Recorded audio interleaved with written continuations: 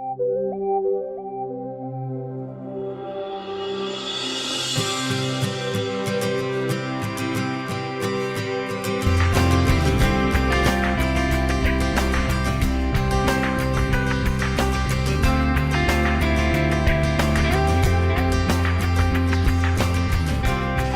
name is Ronnie Green, and I have the pleasure and privilege of serving as the Vice President of the University of Nebraska for Agriculture and Natural Resources.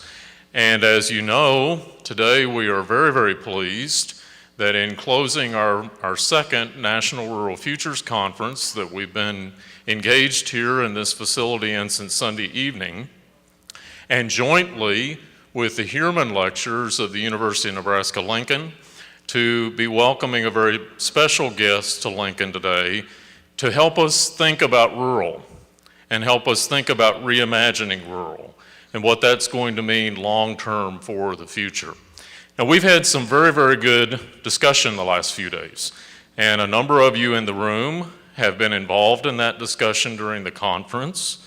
And we've been engaged especially in thinking about what the future is going to look like for young people. Very pleased today that the full Nebraska State FFA officer team is here on the front row representing the youth in our state and in the region. And we've been thinking about what's it going to be long-term to innovate in the rural environments and the natural resource environments that we live in for their generations long-term.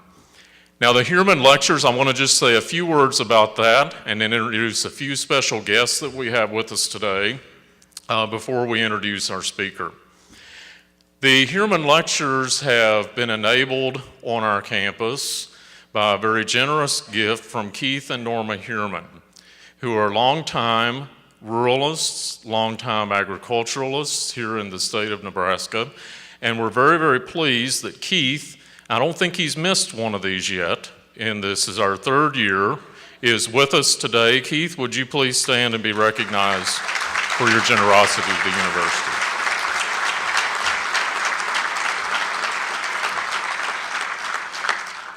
Their gift has allowed us to engage and invite people from all over the world, leading authorities in food security and natural resources security, in rural issues. And we've been able to hear from some of the very best from around the world here on our campus and in the state. So Keith, thank you and Norma very much for helping us to do that and advance our efforts. We're also very pleased today to have a number of special guests with us. I won't introduce everyone, but I do want to point out a few who are here today. President J.B. Milliken, President of the University of Nebraska. We're pleased J.B. is able to be with us today. We have a number of the political folks from the state here. Congressman Fortenberry, Jeff Fortenberry is with us. Congressman, very glad that you're able to be here today. Leaders from our state government, a number of our state senators are here today, and a number of state directors, rural directors from states in the region. We're very pleased to have you with us and representing that important service in public service and in government. We also have a number of USDA agency leads here today, both in Nebraska and with the Ag Research Service and APHIS and FSA. We're very glad to have you here and welcome you to us as well.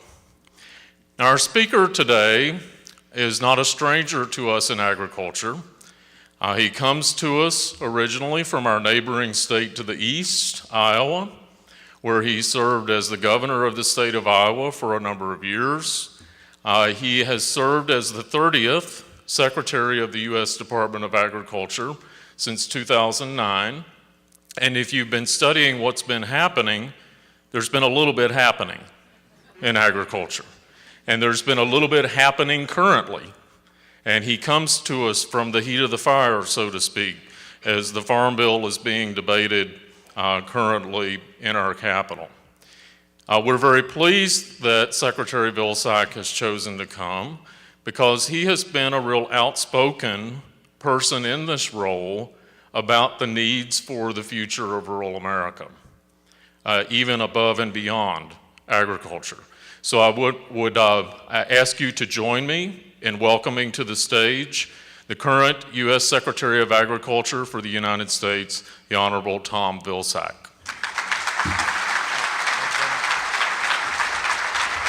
Thank you. Thank you, folks. Thank you. Well, I want to thank the Vice Chancellor for that introduction, and more importantly for introducing all of the people who are here, which is about half of my speech, so you've saved me a little time. I appreciate that very much.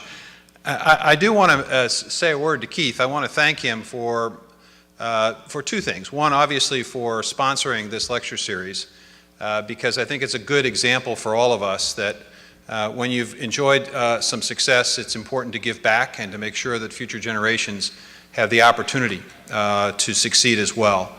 And I also want to thank him and Norma for the American story that they have lived. This is a couple, obviously, that worked hard and sacrificed, started some businesses and were successful, but never forgot where they came from. And I think that's an important lesson, and I think it's a reflection of the important role that values play in rural life. So Keith, thank you for what you're doing for all of us today. And I also want to mention the congressman who's here today. I've had an opportunity to visit with the congressman on a couple of occasions, and I don't know of any member of Congress in either party or either chamber that is more concerned about the future of rural America and rural Nebraska than Congressman Fortenberry. I think he is a leader. He is a visionary. I think he understands the important contribution that rural America makes, and I am honored that he's here today and honored to serve with him in this effort. So, Congressman, thank you for being here.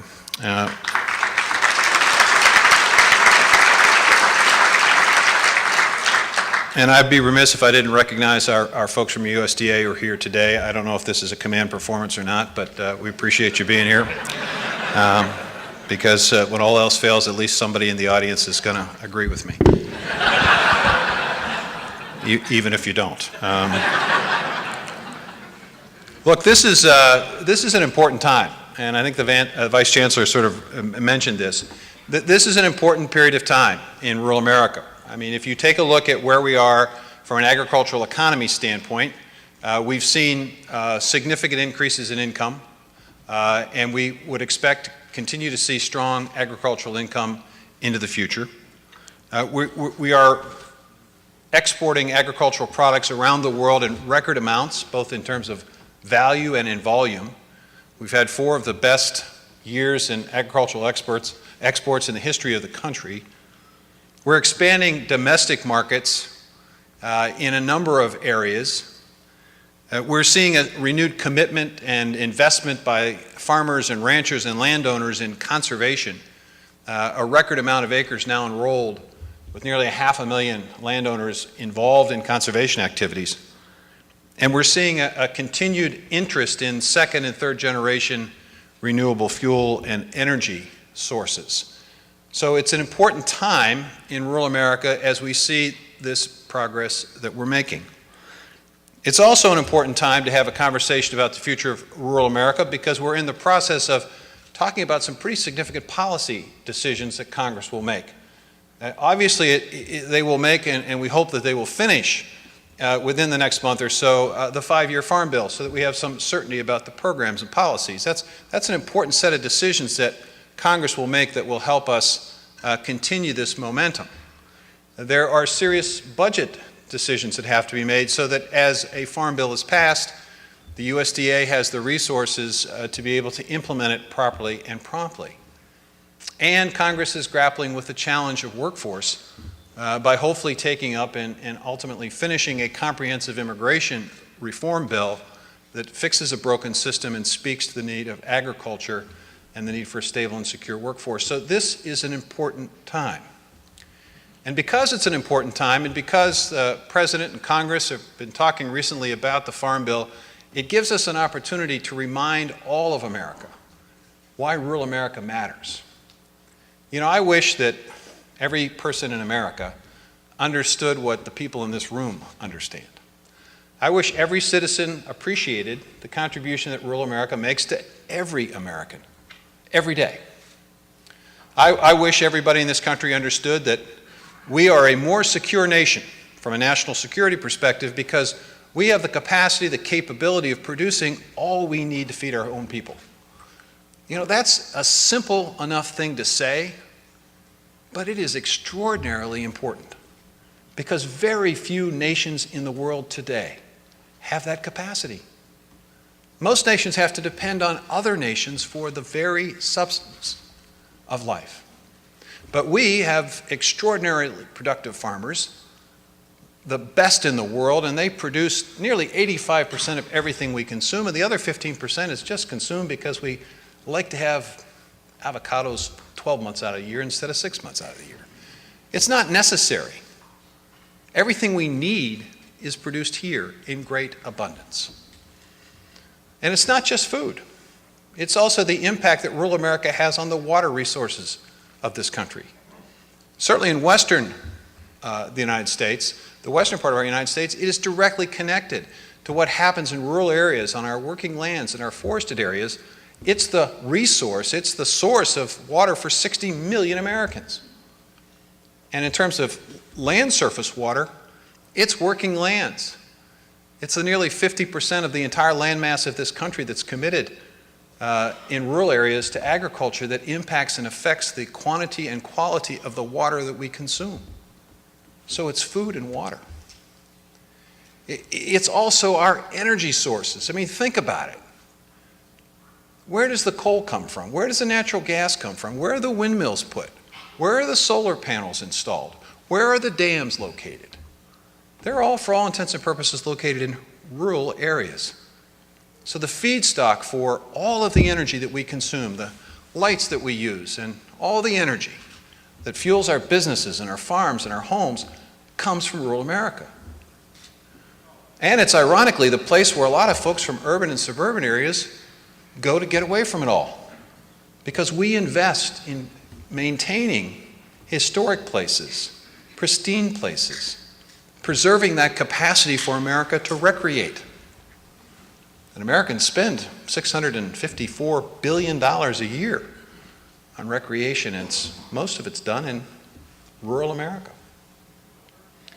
And my favorite statistic of all, which says I think the most about rural America, is that it's but 16% of our nation's population, but nearly 40% of our military comes from rural America. In other words, our rural families disproportionately send their sons and daughters to military service, and in this last decade, to faraway places and very dangerous places.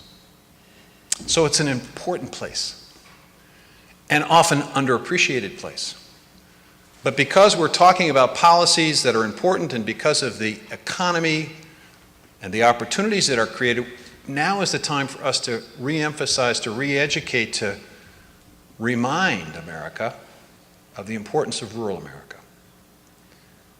But as good as the agricultural economy has been, as much progress as we've made, rural America still faces some serious issues. There's a serious difference of income between those who live, work, and raise their families in rural areas from those who live, work, and raise their families elsewhere.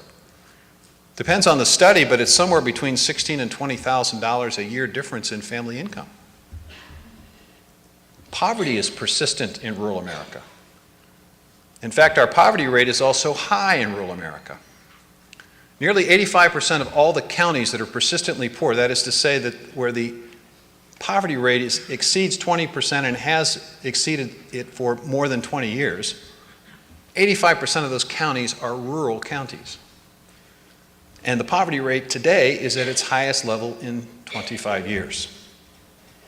And despite the fact that our economy has added new jobs at a rate of about 7 million over the last couple of years, as we move our way out of the Great Recession and become a recovering economy, there has not been a single net new job created in rural America. And the result of all of that is that young people begin to look elsewhere for opportunity. And so for the first time in our history, we've lost population in rural America. 2 years ago, we had 42,000 more folks living in rural America than we do today. Now, I'm telling you these statistics because I want all of us to be able to have a frank conversation about the future of this very important place. And everyone needs to understand the challenges that we face and the important job all of us have to begin reversing those trends, because they've been with us for quite some time.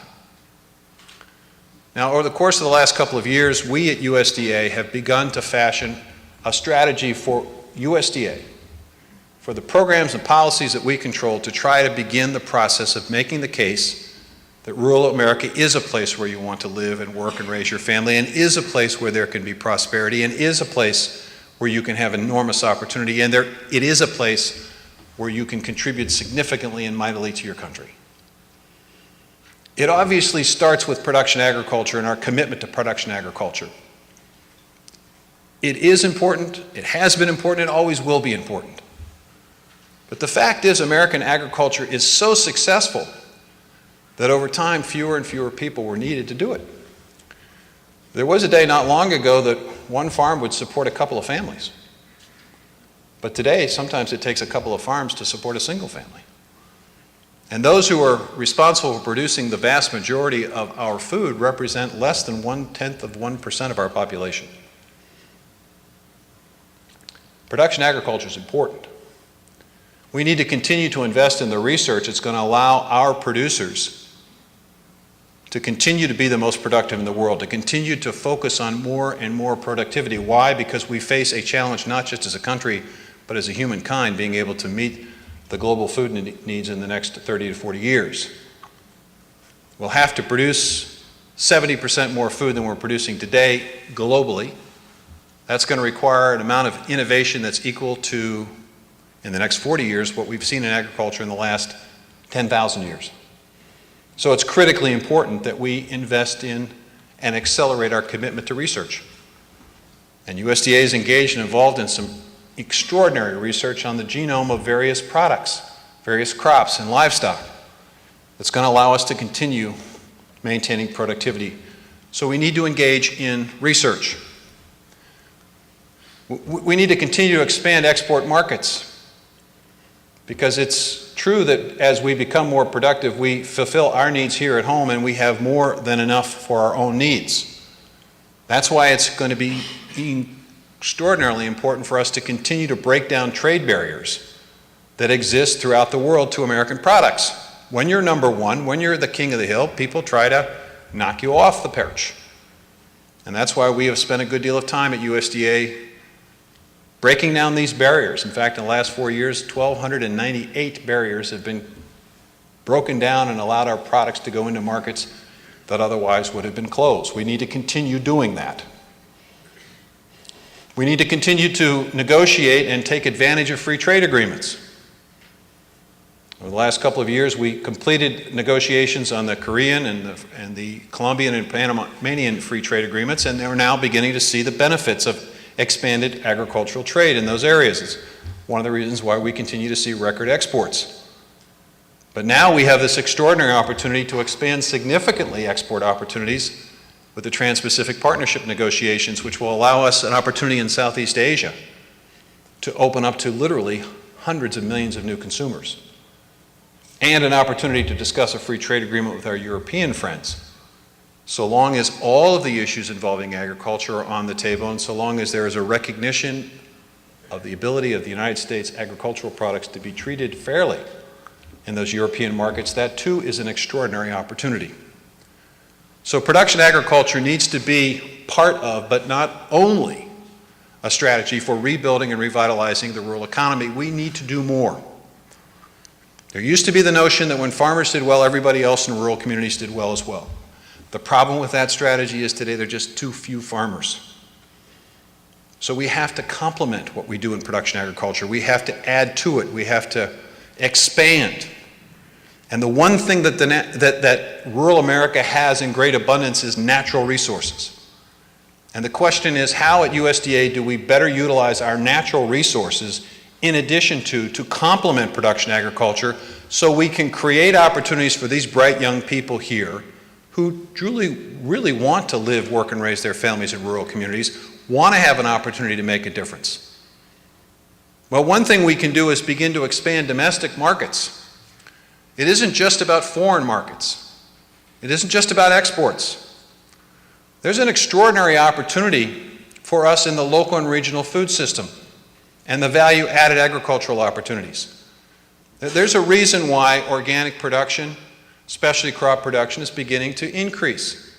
It's because there's market opportunities. We also, on the foreign trade side, entered into equivalency agreements with Canada, with Europe, and with Japan to expand opportunities for exports in organics, but we're creating new opportunities here in the United States. We're making sure that folks can continue to expand production of these products by investing in high tunnel houses. Our NRCS folks have invested in over 10,000 of these high tunnel houses to extend the growing season in all parts of the country, so everyone can take advantage of this new market opportunity. There are about 25,000 organic producers in this country today, and it's a rapidly growing aspect of agriculture. It represents about 4 to 5% of agriculture, but it is now a multi-billion-dollar industry. There is real interest in this. In addition to creating new opportunities to extend the growing season, we want to get more folks into this business. It requires credit. Maybe not as large amount of credit as a production agriculture system would need, so we created a microloan program at FSA. Our Farm Service folks were creative about this, and they decided, you know, there's a way in which we can help these smaller sized operations get started. So we created this microloan program, and over 3,000 microloans have already been issued. In just the first year of operation, it's a very popular program. So expanding the production season and extending credit. And of course, increasing market opportunity. That's why USDA invests in farmers markets. We have over 2,800 more farmers markets today than we did 4 years ago. That's 2,800 more opportunities for those specialty crop producers, for those local and regional food producers to be able to access new market opportunities to sell directly to consumers. At least you think this is a small aspect. There are now 107,000 farming operations that are taking advantage of local and regional food systems. It is indeed a $4 to $5 billion industry, and it is the most rapidly growing aspect of agriculture.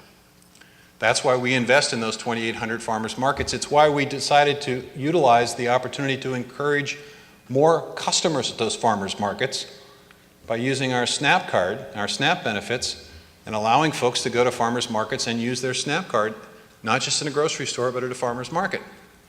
And then partnering with nonprofit foundations like Wholesome Wave and others to look for ways in which we could incent more purchases by doubling the bucks that folks have who use SNAP at a farmer's market. It creates more customers, more activity, more demand.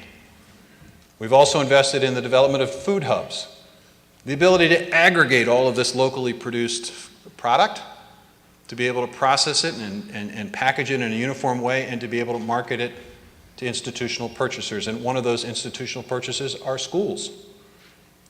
Nearly 40% of American schools today are accessing something that's grown locally and regionally, and we have a farm-to-school program where we're trying to make sure that every school understands precisely what's grown in and around their area. And we know that there is probably another 13 to 15% of schools that are interested in buying locally. And we know that today it's a $350 million industry. Tomorrow it could be a $500 million industry. In the future it could be a $1 billion industry. It could be an opportunity for those entrepreneurial, small-sized operations to take a foothold, to repopulate rural communities, to bring a sense of innovation and entrepreneurship into rural America to complement what is being done on the production agriculture side. So it's production agriculture, it's local and regional food systems. It's also utilizing conservation differently. Conservation isn't just as important as it is about soil erosion and water quality and providing opportunities for people to do a better job with maintaining the health of their soil and protecting our water. It's about jobs. Somebody's got to be involved in the process that engages us in developing buffer strips and in doing some of the conservation practices that we're now investing in. But it's more than that. It's about new market opportunities. It's about the ability to use conservation as a way of attracting private sector investment in land maintenance and in farming operations. And what do I mean by that? Well, in conservation, if you take steps that allows you to measure and verify and quantify the result of a conservation practice, there may be a regulated industry that's very interested in purchasing that result and having that result in lieu of doing something that's more expensive. I'll give you an example. In the northwestern part of this country, there's a power plant that uses water from a stream that's an important place for the salmon. When this power company uses the water, they put it back in the stream. When they do, it's as clean as it was when they took it out, but it's a little cooler than it was. I'm sorry, it's a little warmer than it was, which requires the company, by regulation, to have to cool the water. Normally what they would do is they would build gray infrastructure. They'd build a cooling tower and they'd invest millions of dollars in that cooling tower, and they'd have to maintain it and operate it and build it and replace it. And they'd cool the water and they'd comply with their regulatory responsibility and spend millions of dollars doing it. Well, someone had the bright idea that you can measure water temperature. And if you use conservation practices like planting shade trees, you can lower the temperature of water. You can measure that. You can pay adjoining landowners along that stream bed some serious money to plant those trees and maintain those trees, which also helps to prevent soil erosion. It lowered the temperature of the water. It costs substantially less than the gray infrastructure, and everybody's happy, including the salmon. We can do that all over the United States. And as we deal with a changing climate and the challenges of a changing climate and the need to sequester carbon and all of those things that are part of our future, the ability to use land as a way of sequestering carbon, the ability to use conservation practices to create ecosystem markets will attract additional capital into rural America. And it will create additional jobs associated with those conservation practices in those ecosystem markets. And to do it, we at USDA are trying to provide those landowners additional certainty that when they invest thousands of dollars in a conservation practice, that we won't change the rules on them. So we've been working with our sister agencies at the Department of Interior on the Endangered Species Act, identifying 7 species that could potentially be placed on the Endangered Species Act, which would create significant burdens for landowners. Using our conservation dollars, we're encouraging those landowners to embrace conservation, in exchange for which the Department of Interior is providing up to 30 years of certainty that should the animal or critter be listed, that landowner will not have to do anything beyond what they have already done. It provides that landowner certainty, another incentive. Now, as you expand wildlife, you also expand recreational opportunities. As you improve landscapes and water resources, you create more hunting and fishing and biking and hiking opportunities, and you get a larger opportunity to seize a portion of that $650-some billion industry we call recreation. That's why we have strongly embraced at USDA the American Great Outdoors Initiative the President launched to try to encourage more Americans to take advantage of the outdoors and to understand the economic power of linking conservation to outdoor recreation, to greater habitat, to more recreation. And that brings tourism dollars into rural areas, and that tourism dollar rattles around the rural economy more quickly than just about any other dollar. So, production agriculture, local and regional food systems, conservation, markets, and recreational opportunities. And the fourth and final piece that we're engaged in is the bio-based economy.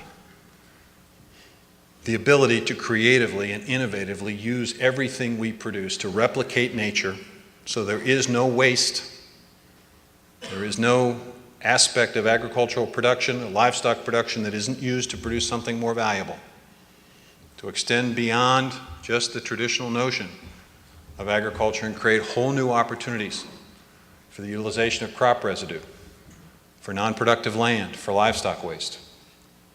This is an amazing new opportunity. There are 3,100 companies today that are doing business in rural America that are taking agricultural production, things that have had little value, in creating new products. It's chemicals, it's polymers, it's fabrics, it's fibers, it's ingredients, it's solvents, it's cleansers, it's inks. It's a wide variety of products.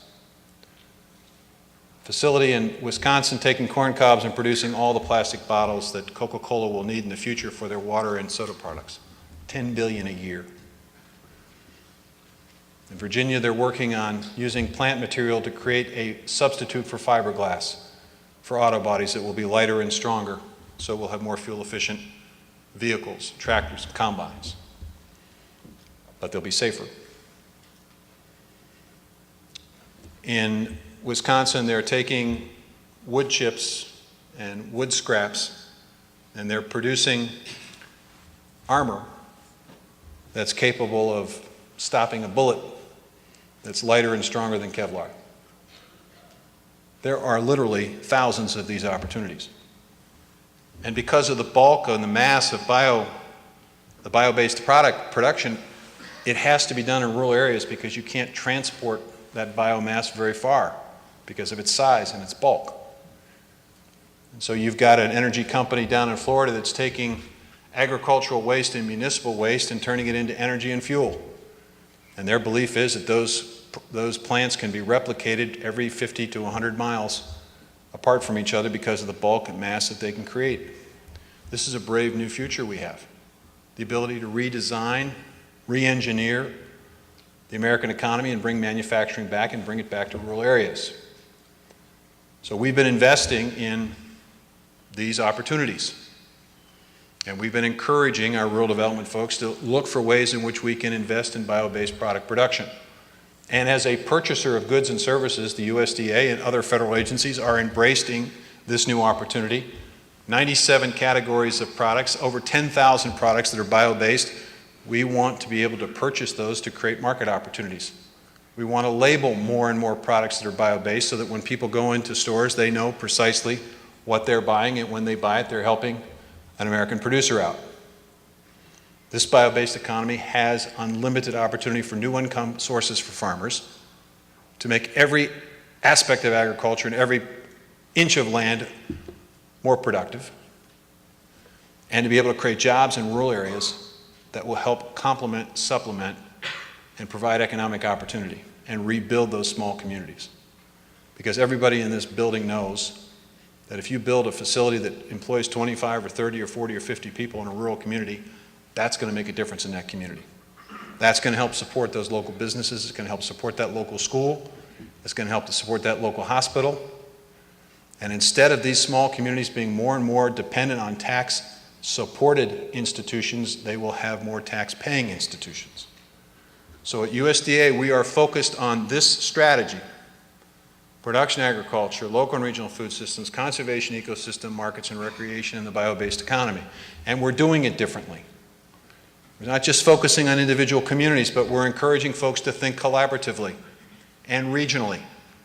The reality is small towns often have a hard time having the human or financial capital to do it alone, which is why we've invested in the Great Regions program and the Strong Economies Together program, why we're encouraging communities to think collaboratively, to understand what their niche and role is in the regional economy and to expand on it and create a strategic vision, which we at USDA will help invest in. And we're doing this not just at USDA, rural development, but we're trying to incorporate all of our mission areas at USDA to address this issue of persistent poverty through an initiative called Strike Force, where we've designated 15 states. We're going down in places where the poverty rate has been persistent and deep, where people have lost faith and hope in their government's ability to help. And we're lining up with a community building organization, and we're going down and we're developing new opportunities. We're expanding NRCS contracts. We're investing in more home ownership. We're helping more businesses because people have faith and confidence in that community building organization, and they're using the tools and resources at USDA because we're thinking collaboratively. And we've taken this model and we've taken it one step further. The President established for the first time in the history of our country a rural council. Every cabinet department that has anything to, with rural America is coming together to work together. And to give you an example of what that has meant, talked about the bio-based economy. I didn't talk about biofuels. You all know that we're heavily invested in biorefineries and helping advance biofuel producers and expanding research and developing investments for feedstock development, but we are also engaged in a creative opportunity between the Navy, the Department of Energy, and USDA to help create a drop-in aviation and marine fuel that will be less expensive than traditional jet fuel, that will allow the Navy to reach its goal of 50% of its fuel needs being met domestically through bio-based fuel products. They want to move away from their over-reliance on oil. They want to move away from their over-reliance on foreign sources of energy and fuel. They think it's better, and I do too, that we create jobs here in America as opposed to someplace else. And so Nebraska has already got one of the 4 projects engaged in this effort, and our belief is that we can actually produce, over the course of the next couple of years, about 170 million gallons of this new fuel, and it will be competitively priced to traditional jet fuel. In fact, it will be substantially lower priced than traditional jet fuel. That will open up not just an opportunity for the Navy, but an opportunity for commercial aviation that is desperately in need of these biofuels to be able to meet international gas emission standards, greenhouse gas emission standards. It's a whole new opportunity. That project was a part of the Rural Council because we got in the same room at the same time and talked about the future of rural America. And it's one of many projects in which we are collaborating and working together to try to make sure that we leverage our resources effectively. So we have a strategy, we have a different approach, but we need help. Due respect to my friend the Congressman, he's pretty stingy with the resources. I get that. We've got to get our deficit under control, I get that. And we at USDA are doing our part. Our operating budget's $1 billion less than it was when I became secretary. I don't know of another secretary of agriculture that's faced that in modern history. We have identified crop insurance savings, which we plowed back in part into deficit reduction. And the farm bill that's being discussed will also, regardless of what version is ultimately adopted, will have additional savings. But that doesn't mean that the need is any less. So we got to be creative.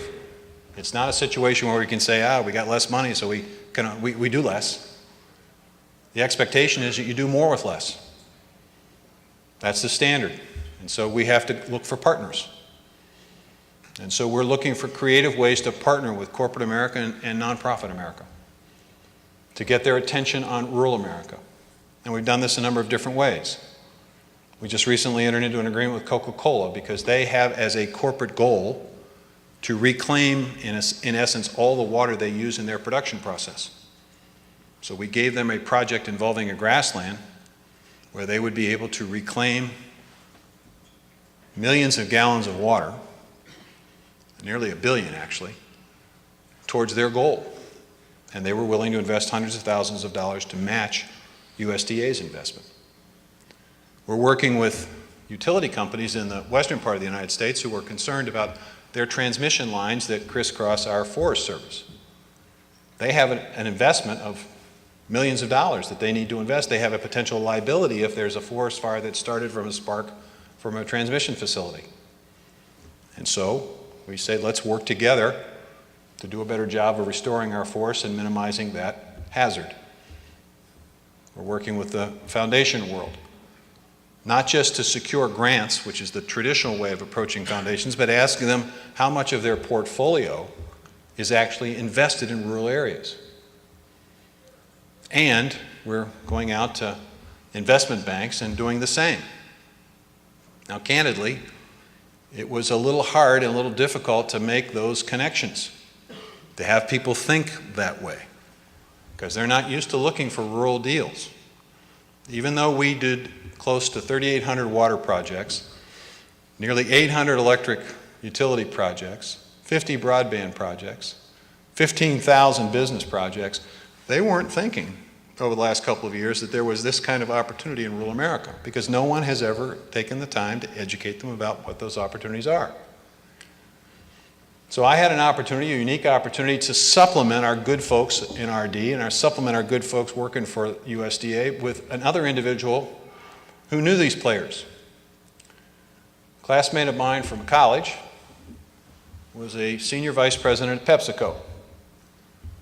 He was in the tax and finance division, and his responsibility was to handle about $10 billion of leveraged opportunities where PepsiCo would globally work with companies and countries and communities to try to invest these resources to help their business and to meet their corporate goals. He retired from that job. He went to Keep America Beautiful for 5 years, and he helped to expand our People's Garden program because he wanted to give something back in the nonprofit world. And then it occurred to him in the latter part of his life that he owed something to this great country that gave to him. So he came to me and he said, "I'd like to work at USDA." I said, "Well, I don't have any money to pay you, man." He says, "That's okay. I don't want to get paid. I'll move my family down here, do it on my dime. I just want to give something back." So he is working to make connections with investment banks in New York City and large-scale corporate entities and equating them with the opportunities that we have in rural America. And you know they're interested because they didn't know. So a different strategy, a different approach, and different partnerships. Now, we need just a little bit more. We do need a farm bill because most of the tools we use to advance that strategy, to approach things differently and to leverage with our partners are based on farm bill programs.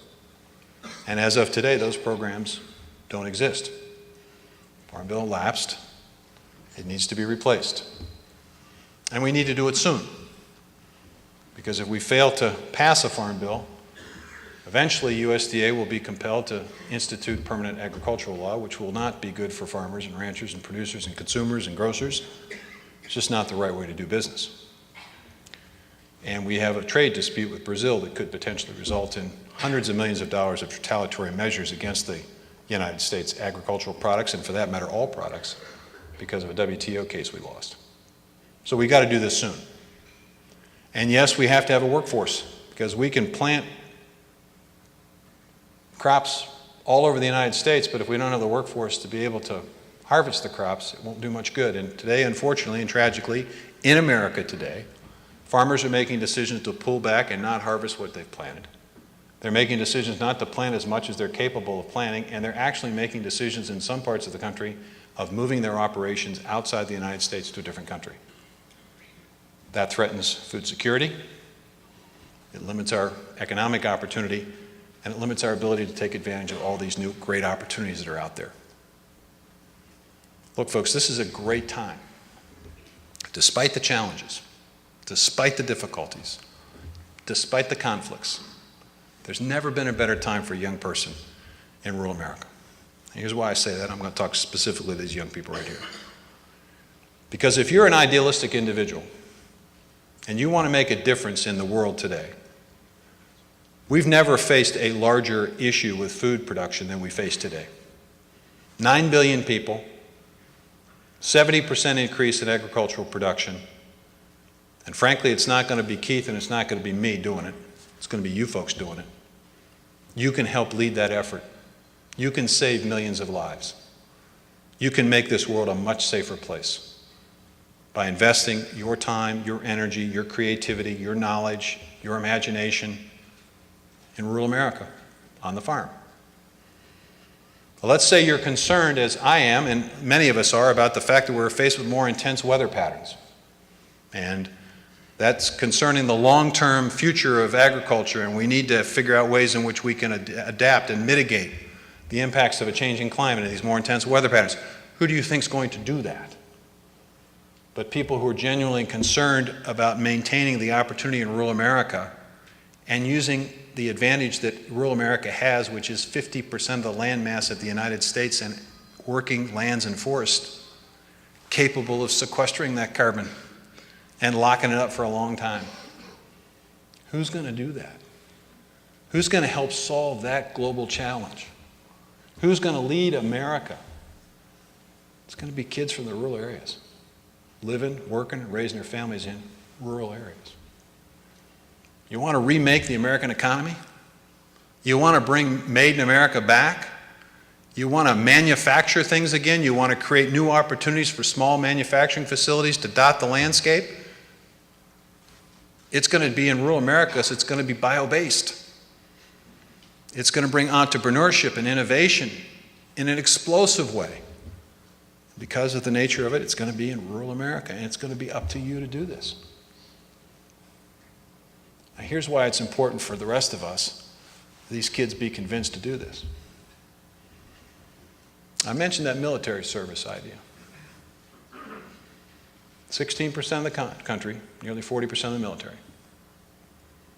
If we continue to age in rural America, we continue to decline in population in rural America, we don't create these opportunities for these young people by being creative, by extending and growing beyond production agriculture and complementing it and creating these new opportunities, who is going to go into the military?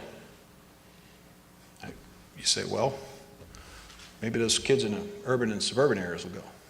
They're not going today. You know why? Because it's different growing up in those rural communities.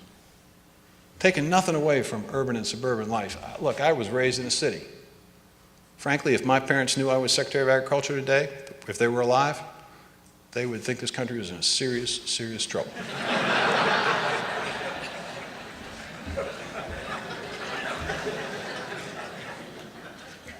But I moved to a small town as a young adult. I worked for farmers. I saw farmers suffer during the farm crisis of the 80s. I learned what kind of people they are. I learned the value system that they instill in their young people and in every young person who lives in a community anywhere near a rural area. Every farmer in this audience understands something very basic. The land teaches us. You cannot keep taking from the land. You got to give something back to it. It's valuable, it's important, it gives to you, but you got to give something back. You got to replenish it, you got to renourish it, you got to put something back. If you don't, it stops producing. Pretty simple. Country's no different. And young people who grow up in these rural areas, they understand that. They understand, you know, something that's given me great gifts. Freedom, liberty, the ability to dream, the ability to be an entrepreneur, the ability to be successful and give something back to a great university. Have a lecture series in your name. That's what America gives you. Gives you that opportunity. No other place on earth gives you that kind of opportunity. And kids understand that in rural areas. And so they say to themselves, well, the responsibility that I've grown up with is if something's given this much to me, I have to give something back to it. And that's what's at stake here. It's more than the economy. It's more than agriculture. It's more than all the challenges. It's that value system that makes America unique. That notion that we grow up understanding we got to give something back. We got to defend it. We got to invest in it. We got to care for it. If we have fewer and fewer young people who understand that message, there are going to be fewer and fewer of us that understand the importance of giving back. And that's why I'm spending every waking moment I have trying to get that farm bill done, trying to get an immigration bill through, trying to get our budget to be decent, trying to challenge our team to think differently, to think creatively, to think extensively, because rural America matters. And if we do our job, these young people will be convinced to stay and be the leaders of the future, and they will expand on these opportunities, and they will have a bright and beautiful future. They won't have a Secretary of Agriculture coming into a facility like this in the 20th or 30th rendition of this lecture series. They'll be talking about how manufacturing has changed. They'll be talking about how America has led in adaptation and mitigation of climate change. They'll be talking about America's leadership in human rights in terms of being able to feed the world. And the leadership that we've shown, that they'll be talking about a more peaceful world, a safer world, a better world. That's what's at stake here, folks. That's why this is important, and that's why rural America matters. And if more of us can send that message to our friends and neighbors in suburbs and in urban centers, it's going to be a little easier for rural legislators to get a farm bill done, a little easier for folks to get immigration reform through the process, a little easier to get budgets that are reasonable, deficits down, so we can look these young people in the eye and say, we're handing you something better than we got it. And I guarantee you, it's going to be better. I guarantee you, you're going to have a challenge of a lifetime, but you're going to do so much good for this country if we do our job. So God bless you all. Thank you very much.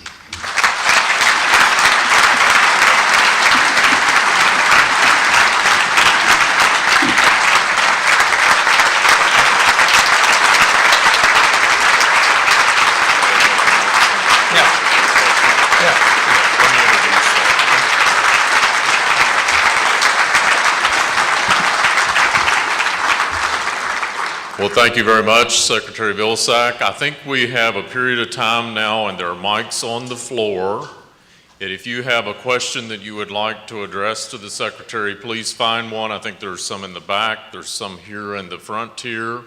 Just come to a mic and identify yourself and pose your question to the Secretary. I'm sure he'd welcome those. I'll start with one, if you would. You mentioned the importance of investment in research and development. And the trend has been over the recent few decades that total investment in research for agriculture and the whole system has been on the decline. So there are a number of groups that are talking about that and have been engaged in discussions about the way to maybe reform that system and grow that pie, so to speak, and you're aware of many of them.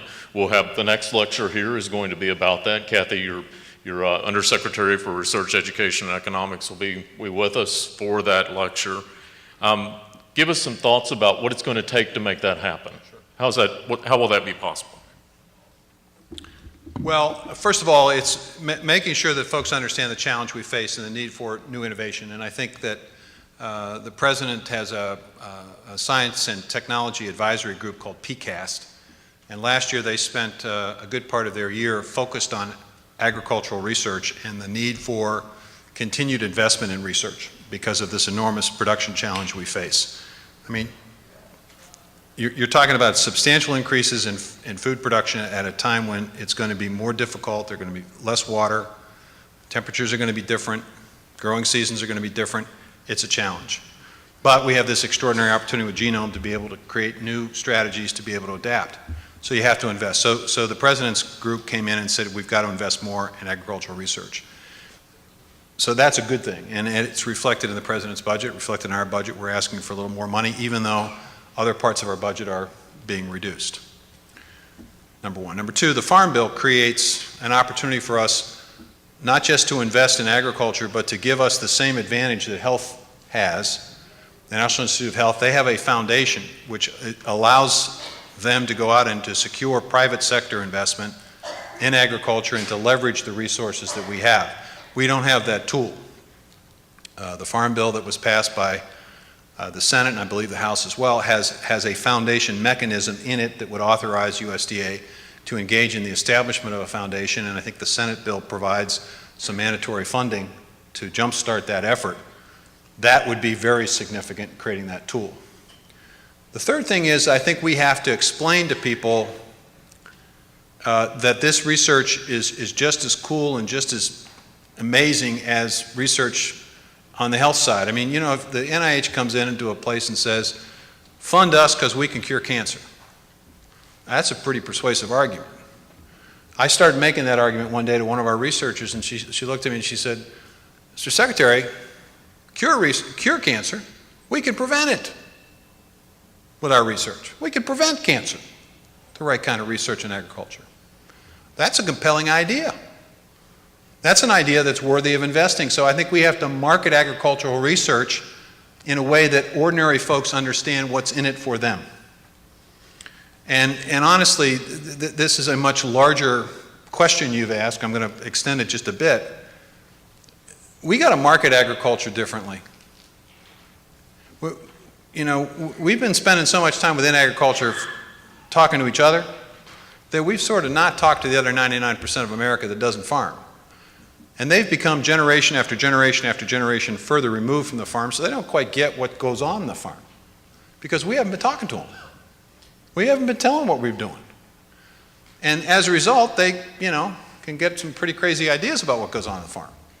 So I think it's important and necessary for us to use this research opportunity as a way of marketing agriculture. And the last point I would make is, it is amazing what's being done in this research. If any of these young people want to be researchers, I'm telling you, it is incredible. I was at Penn State the other day, and I was going through a research area, and it was amazing what they were doing. And I was at the this is a different place. I was at the center, the seed quality center that we run, and they're basically separating the DNA of certain seed types, and using the lightning bugs. They light up. That substance in the tail end of a lightning bug is actually commercially available, and they put that stuff on seed, and they can isolate DNA with that lighting mechanism. I mean, it's like a detective show. So I said, hey, this is like CSI. And it was the wrong thing to say at Penn State because, well, for many reasons. But the reason it was wrong was because they said, well, we had so many young people interested in CSI that we had to create a new school at the university. I said, well, why didn't you create an agricultural CSI? Because it's just as amazing, it's just as incredible as that crime stuff. We have one. Good. Well, that's great. But do you market it? I mean, I suppose you do, but does agriculture market itself that way? We've got to market agriculture differently so that it's something people are just driven to. They're curious about. They're not assuming that they know that there's just amazing stuff going on. Okay, I think the person in the back was there first, and so we'll go with her. I have a question that comes from the Nebraska College of Technical Agriculture. Joe Beck asks, do you plan to continue the Young Farmer Rancher program as it has been done in the past? I think I heard your question. It is, do we intend on continuing the beginning Farm and Rancher program? Was that your question? Yes. Absolutely, and the Deputy Krista Harden has as one of her goals to enhance and enlarge on that program. Honestly, we're obviously concerned about the aging nature of production agriculture in this country. The average age of a farmer in the production side, commercial-sized operations, is probably close to 60 years of age. That's a concern. So we obviously need that program. We need it to be able to convince folks who may not have much knowledge of farming but want to get into the farming business of precisely what all is involved. It's a very difficult, challenging business, but it's an amazing business. I think it's the most difficult business, but the most exciting business in the country, because you have to be not only good at farming, but you have to be good at risk management. You got to be good at marketing. You have to be good at so many different things. So we need that program to be able to educate people about precisely all that's involved in farming and all the programs that are available to help them. So yes, that will continue, assuming we get a farm bill passed by the end of the year. Yes. My name is Megan Bound, and I'm from Itasca County, Minnesota. Thank you for the opportunity to ask this question. I work with schools on farm-to-school initiatives, and a local beef farmer wanted to partner with the school on selling products through the farm-to-school system. We kind of asked a few questions, and it turned out that the school purchased their beef primarily through commodities. In order for the farmer to get the commodities program, they had to put their product kind of into a pool, which was then shipped out and then resourced. So there was no way to guarantee that those commodities would technically go back to the school, which was in the service area. So when we're on the ground and doing implementations of some of the federal opportunities that are giving, I'm just curious if there's something that we're missing where the two might be able to work more parallel with one another as we're implementing, so that we could work with the farm to school and the commodities program. The commodities program is a little bit different, and the reason it is because it is essentially designed to help stabilize markets. So if there are surplus products out in the market that result in depressed prices, We go into the market and we basically purchase items to be able to stabilize the market. So it's a situation where it's not like we're purchasing X number of pounds of beef and X number of pounds of chicken and, you know, specialty crops every year on a regular basis and then providing it to schools. It's whatever's available. So maybe blueberries one year, it may be oranges the next year, it may be lamb one year, it may be chicken parts the next year. So it's a little difficult to quite get it to a point where that farmer can consistently market through the commodity program. It is better that that farmer work collaboratively and cooperatively in developing a food hub and having USDA create that food hub that allows that farmer to sell to the food hub, have them aggregate, and then have them enter into contracts with schools and colleges and other institutional purchasers. That's why we're pushing the notion of supporting food hubs. We have increased the number of food hubs, as I said earlier, by 140. That's actually a 200% increase in the number of food hubs because people are beginning to see the benefit. So linking the farm to school to food hubs, that makes a lot of sense. I'm not sure it makes quite as much sense trying to link it to the commodity program because it's got a slightly different mission. Other questions? Hello. This light's very bright, so I think. Hi, my name is Tammy Bailey. I'm with the city of South Sioux City, Nebraska. You had mentioned about Nebraska being one of 4 biofuel sites that have been selected for the joint effort. I follow the field of biofuel very closely, and I know that there were some political figures that were against that and kind of delayed some of the announcements that came out for those 4 projects. Do you anticipate that when they ramp up for phase 2 that there will be that continued conversation and delay potentially in moving towards phase 2 for those entities? Well, that's a good question, and I would certainly hope not. The 3 entities, 3 agencies, departments, Energy, Navy, and USDA have entered into a memorandum of understanding. It is somewhat dependent on the budget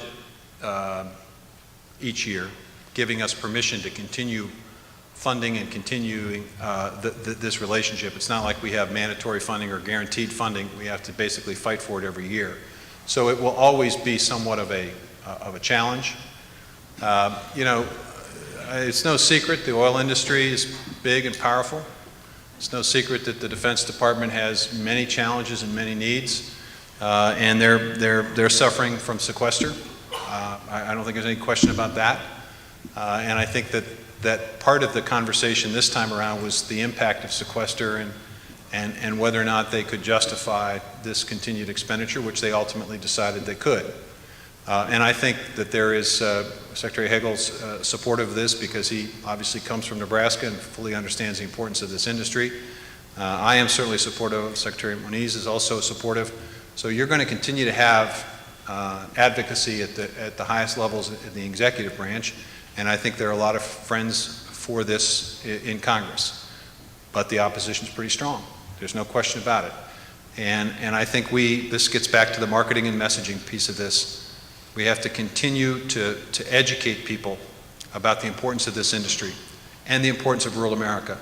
If people understand that, hey, this is where your food comes from, this is where a lot of your water comes from, this is where the energy comes from, this is where you recreate, this is where climate change is going to be resolved in a lot of different areas, and this is where your military is coming from, maybe when they understand the significance and importance of rural America, they go, okay, I get it, I know why we're investing in economic opportunity, and by the way, it makes sense for us to reduce our reliance on foreign sources to supply our Defense Department.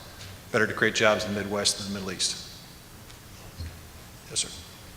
Secretary Vilsack, I think you already started to answer my question with your answer to that question. But you talked about the fact that we do a very good job of talking to ourselves, but not the other 99%. How do we reach that 99%, especially those in the urban areas of this country who no longer relate to our agriculture and rural way of life, and what should our message be? Well, first of all, I think our message needs to be positive and not reactive and not defensive. I think we need to recognize the reality that a lot of people are generations removed from the farm. And so One thing that we've attempted to do is to try to reconnect with the Department of Education to make sure that there continues to be educational opportunities in all schools all across the country, rural, urban, and suburban, about agriculture and the importance of agriculture and the significance of agriculture and what it really does mean to farm. We've sort of taken that out of the curriculum. We need to maybe insert it back in a little bit. We need to understand that 4-H isn't necessarily limited to, and FFA is just not limited to kids in rural areas. There is opportunity for expansion of those programs in urban and suburban areas. You get young people involved, you get young people excited, you get young people the opportunity to learn a little bit more. That helps. I think we have, in rural America, I think we have to take, and this is probably a little different attitude about diversity than we've taken. You know, I think that, you know, it's ironic that we're having this debate about immigration reform when we're talking primarily about Hispanic workers. That's mostly who we're talking about here.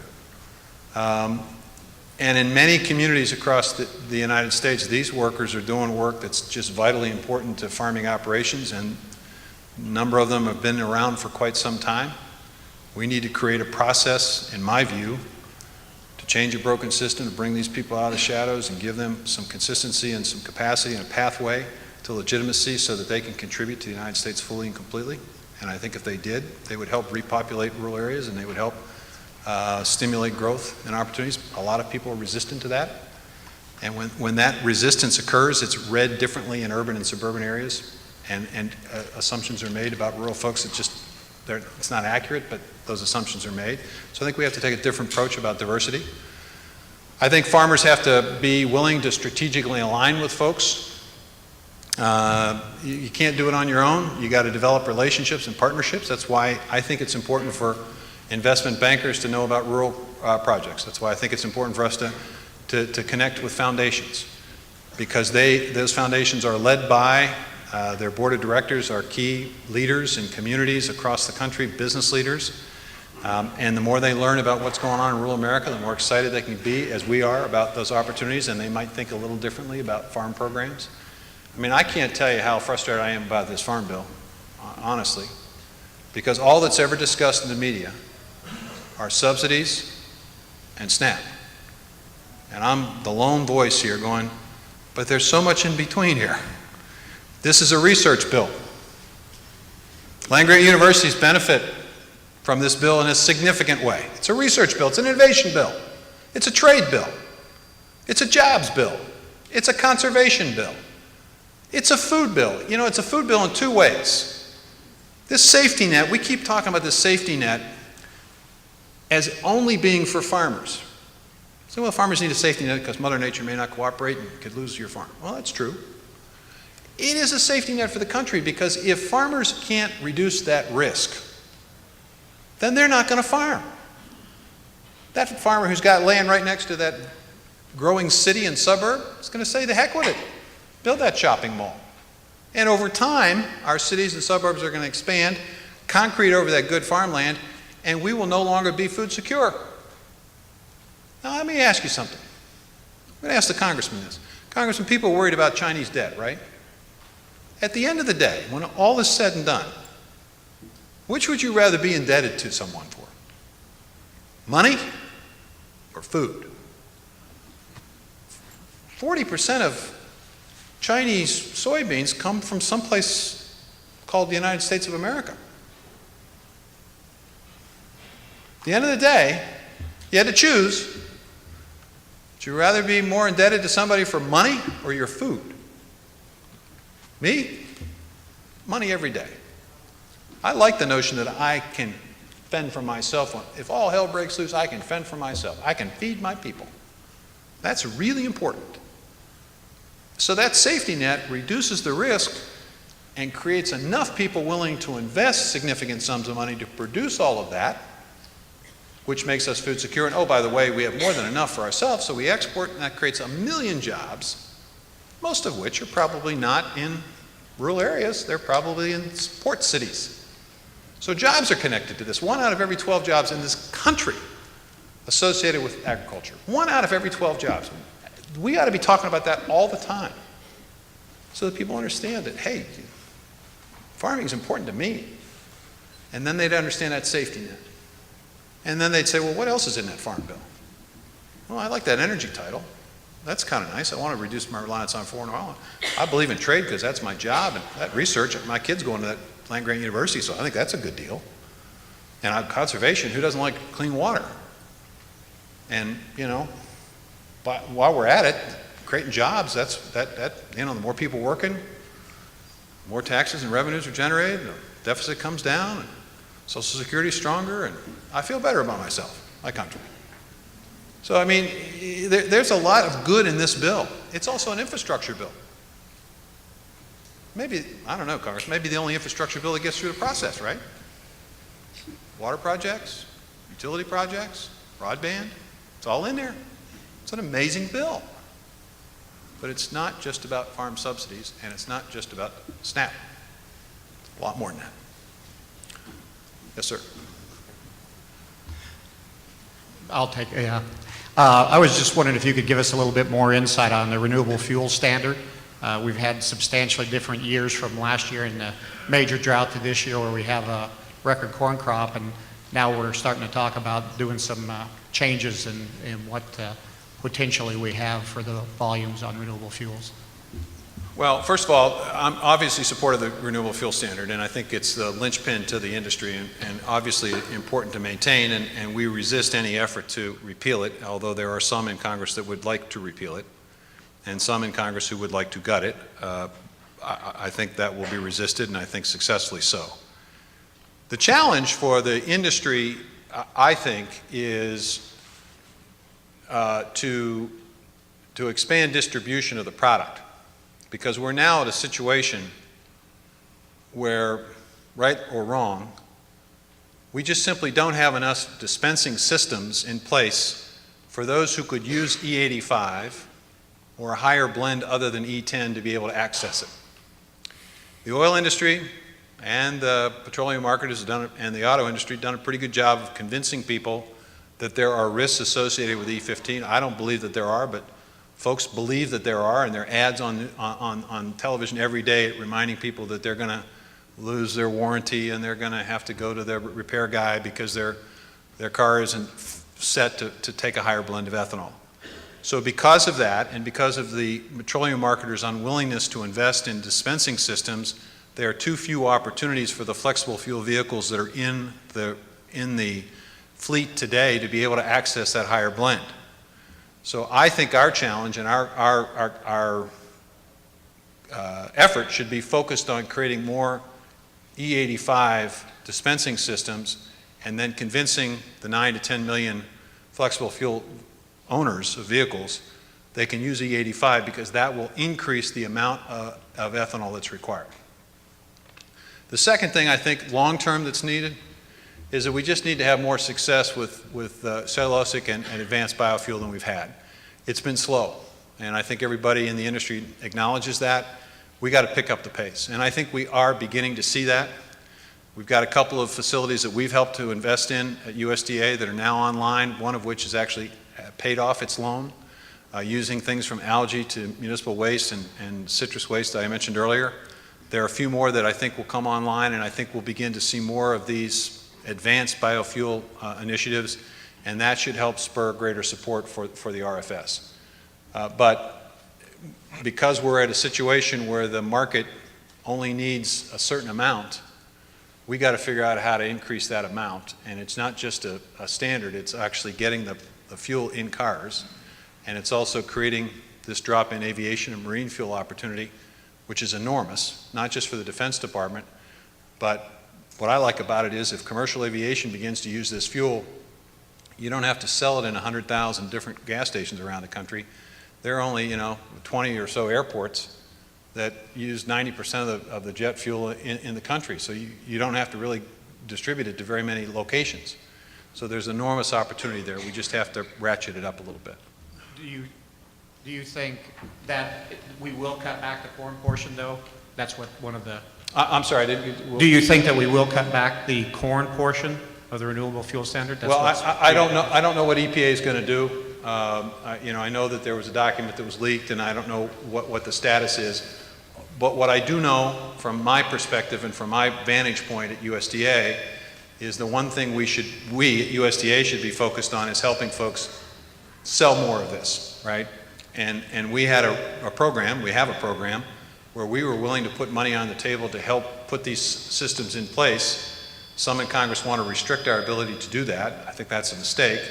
I think we should use all of our tools that we can, and we should find marketers and oil companies that are somewhat sympathetic to biofuels to see if we could partner with them to expand significantly beyond just the Midwest, which is where the vast majority of these E85 stations are, and these higher blend pumping systems are, to more locations. And I think if we had that, with the price of corn coming down a little bit, ethanol is going to be price competitive. We ought to be able to sell more, but you can't sell more if you can't dispense it. That's the problem right now. Two more? Finish up with two more. Vice Chancellor says two more. Secretary Vilsack, Yes, sir. thank you for coming to visit with us. We've just kind of concluded a two-day conference on creating positive futures for rural places, and you've talked about the importance of getting young people back in agriculture. But we also need young people to come back in law, in the health professions, and in education, and all these other things that make rural communities a great place to live. What role do you see USDA playing in working with efforts, state efforts and other efforts such as this in helping to bring young people back to rural places, not just in agriculture, which is extremely important, but in some of these other areas as well? Right. Well, first of all, I've kept my law license, and I'm not sure I just want to limit it to just young people coming back to practice law in small towns. I may be looking for work here in a little while. But seriously, look, if you create a local and regional food system and a food hub, that's a business. That's a business. That's not a farm. That's not a ranch. That's a business that collects agricultural product and distributes and sells it. That's a business that's going to hire people. It's a business that needs a location. They have to construct a location. That's construction jobs. That business is going to need a lawyer to set the business up. It's going to need an accountant to keep the books straight. It's going to have workers who from time to time may get hurt, and that may unfortunately generate business for local physicians. But that business is going to pay taxes. It's going to help support the local school. The local school will be able to keep their teachers because they'll be able to be competitive with, I mean, it's a nice little circle with the local and regional food system. Same thing is true with conservation. You do conservation right, you're developing contracting jobs for that local contractor. If you're expanding recreational opportunities, you're creating a tourism opportunity in that small community. And if you create an ecosystem market, that should generate more and more investment and more of those opportunities. So that's jobs, and that's going to require all of those support systems. And certainly the bio-based economy, to the extent you're bringing manufacturing plants into small communities, boy, that's all about what you're talking about. That's one thing. The second piece of this is the ability of USDA to continue to invest in community, strong communities and in housing opportunities. We've done, in the last 4 years, we've done 744,000 home loans. Single-family housing opportunities. Now, you know, hardly anybody outside of the people in the front row here know we're in the housing business, but we did 750,000 home loans. When we talk about over 6,000 community facility projects, we're talking about over 400 libraries, a couple hundred hospitals, several hundred schools that we've invested in. So we're investing in supporting quality of life. And our broadband projects are really designed to make sure that the 21st century infrastructure is as readily available to small communities as it is in major cities. And we need to obviously do more of that because there's still a lot of rural America that does not have access to that up-to-date technology, which will be the kind of thing that will be able to allow a lawyer, an accountant, a doctor, and other professionals to be able to live in a town and still have, you know, business opportunities and still have the ability to sort of connect to the outside world and to the globe. So, and farmers need that information too, so they can make business decisions in real time as opposed to having to wait. So we have the total package, but again, I hate coming back to this, but it does depend on us getting a farm bill done. Because all those programs are somewhat dependent on a farm bill and a budget. And if we, and I, you know, during the shutdown, I walked out of the White House one day and I turned to one of the White House officials and I said, let me get this straight. He said something like, well, go back to USDA and hopefully we'll be back in business. I looked at him and I said, I got no budget, I got no farm bill, I got no workforce through immigration reform. What is it you expect me to do over there? You know, we need a budget. And we need certainty in the farm programs. All of them. And we need, in my view, we need a workforce. So Congress has got a great opportunity here.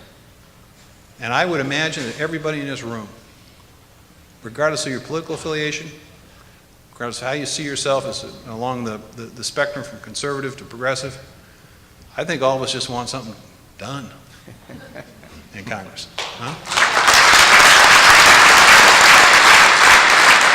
Okay? All right. So, Secretary Vilsack, first of all, thank you very much for your service to the country and for spending the time with us here today. We know you're tremendously busy. The 21st century has been described as the age of biology, and so I was very pleased to hear you talk about the bio-based economy and tying that to rural economic development. So could you describe what role USDA can play in that spectrum, if you will, R&D in terms of research and development, but focusing on the development side of it? We know much about research, but how do we take things to the next step? Well, when Kathy Wotecki comes and speaks, she will most likely talk about that second piece as well. It isn't just about increasing research, it's about taking those ideas and then creating new business opportunities and new products from them. And so she has created within our RD function a tech transfer, a more accelerated tech transfer capacity to try to work with folks to take those ideas and create new opportunities. I'm proud to say that through the National Institute of Food and Agriculture, which was established in the 2008 Farm Bill, that we've had over 364 patent applications from ideas that have been spawned from the grants that we have made. So this is driving new ideas. You know, my favorite is the dairy cow. This is just amazing. So you got in your mind the dairy cow. When I was born in 1950, that cow was producing 5,500 pounds of milk. It's a lot of milk. Today that same cow looks pretty much the same. It's producing, on average, 22,000 pounds. And there is one poor cow in Wisconsin that's producing 72,000 pounds of milk. I mean, that is an incredible increase in productivity. And I think we're not anywhere near maximizing that productivity, so that creates that whole continuum of new opportunities resulting from increased productivity that's directed to research. So, you know, we need to invest in more tech transfer. We need to have the tools to be able to help that business, if it wants to locate in a rural area, get that loan guarantee to convince that banker that, yes, this is worthy of investment. We need to have a foundation or a investment banker be willing to invest because they're convinced that there's an opportunity. We need to do all of that. So we are engaged in that, and you know, if we have the tools, I think we'll do a better job. Thank you. Gee, I thought you said two more questions. Yeah. This will be easy. Mr. Secretary, just let me say thank you so much for coming. It was an outstanding presentation, and I greatly appreciate your vision for rural America. You're so right to point out that this is more than SNAP and supports. This is environmental policy, conservation policy, trade policy, economic policy, even national security policy. As it is in Iowa, I'm sure we've had National Guards members here from Nebraska with farm backgrounds, cleaning up situation in Afghanistan, giving farmers there some ability to create a stable economy. So agriculture goes way, way beyond what the impression is in America. And you being that key messenger for rural America and agriculture policy, I think is just tremendous, and I want to thank you. Something that I think does bode well, though, for the Farm Bill process, which will occur over the next month or so, is the fact that agriculture is also giving at the office. The savings that could be potentially generated from a new Farm Bill, if we were able to get this through the narrow way, will actually go toward the Budget Committee and help get through some of this deep impasse on our overall deficit and debt problem. So anyway, I want to just thank you on behalf of the 1st Congressional District for coming and visiting with us, and we're greatly appreciative of your leadership. Well, thank you.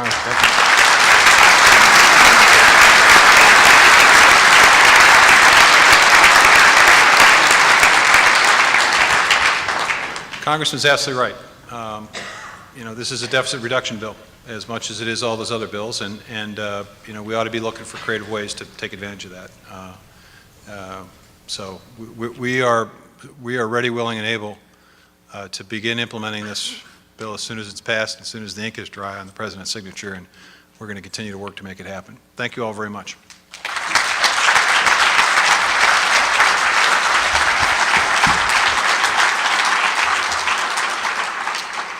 I'd ask you to stay for just a second, but we do have a tradition with these lectures. We had a medal commissioned 2 years ago when we started that helped the lecturers commemorate coming to the lecture and being able to dialogue with us as a community. So, Secretary, on behalf of the University of Nebraska, I'll present to you the Heermann Medal, signifying you coming to us, and we appreciate it very much, and thank you for being here. This is great. Thank you.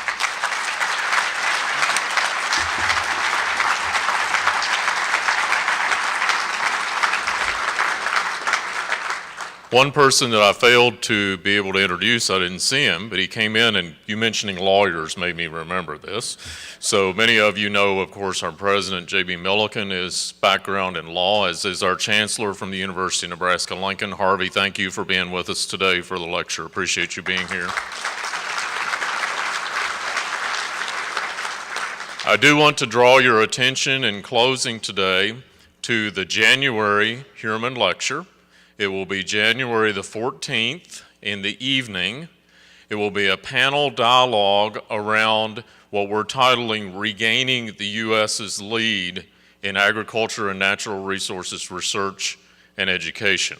So as we mentioned earlier, Undersecretary Catherine Wotecki, who leads that enterprise for the U.S. Department of Agriculture, will be with us on that panel, as will Phil Pardee from the University of Minnesota, a well-known economist in the field that's helped inform a lot of the discussion going on currently around investments in R&D. Dan Glickman, former Secretary of Agriculture, who was with us for this same Heermann Lecture, along with 3 other secretaries a year ago, former secretaries, will be coming to represent the AGREE discussion, as well as some efforts from the Chicago Council on Global Affairs. And then also former Secretary Clayton Yiter will help co-moderate that panel with us that evening. So put that on your calendar, January the 14th. It'll be at 7 in the evening for the next Heermann Lecture. Thank you very much for being here. Wonderful conference, wonderful way to conclude it. Again, please join me in thanking Secretary Vilsack.